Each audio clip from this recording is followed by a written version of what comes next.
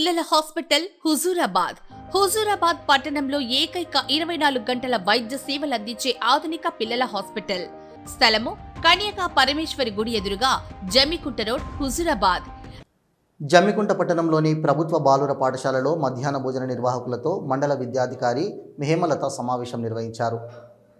ప్రభుత్వ పాఠశాలలు నేటి నుండి ప్రారంభమవుతున్న తరుణంలో విద్యార్థులకు విద్యతో పాటు నాణ్యమైన భోజనం అందించాలనే ఉద్దేశంతో మధ్యాహ్న భోజన నిర్వాహకులతో సమావేశం నిర్వహించి వారి విధి విధానాలను తెలియజేయాలని ఆదేశాలు జారీ చేయడంతో మండల విద్యాధికారి హేమలత ఆధ్వర్యంలో సమావేశం నిర్వహించారు.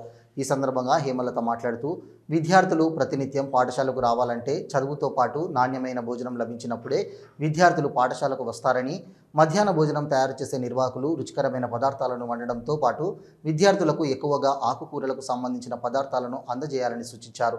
ఈ కార్యక్రమంలో ఉపాధ్యాయులు, మధ్యాహ్న భోజన నిర్వాహకులు తదితరులు పాల్గొన్నారు.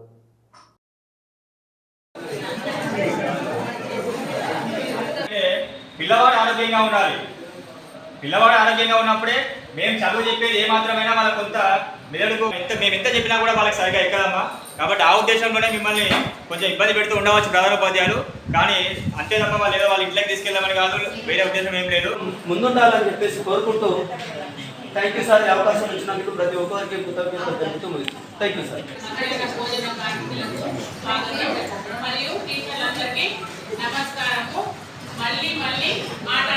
అందరికీ గుడ్ మార్నింగ్ సార్.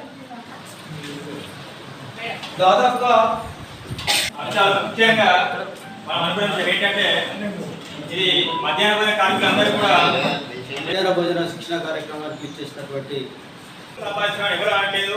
మేబీ ఎవరికి కూడా మనకేమో గట్టుపాధ్యాయులు లేవు కదమ్మా. మా సార్ ఇట్లా అంటున్నారని చెప్పేసి అంటున్నాం కదా, ఏమి ఎవరికి కూడా కోపాలు లేవు. కాకపోతే స్థానిక బాయ్స్ స్కూల్ ప్రధానోపాధ్యాయులు శ్రీ సదానందం గారు మాట్లాడవలసిందిగా కోరుతున్నాం.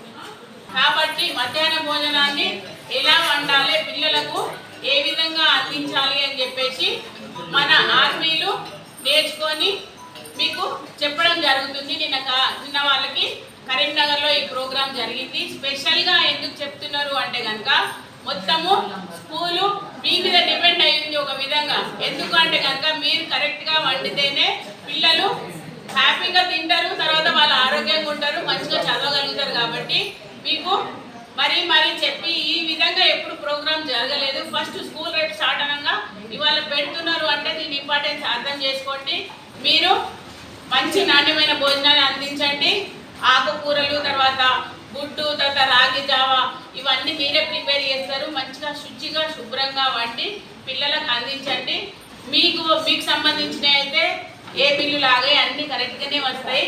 మీరు ఆ విషయంలో భయపడాల్సిన అవసరం లేదు. గవర్నమెంట్ దీని మీద తగు శ్రద్ధ వహిస్తుంది. కాబట్టి మీరందరి పిల్లలకు నాణ్యమైన భోజనం అందిస్తారని కోరుకుంటున్నా. తర్వాత ఆర్పీలు మీకు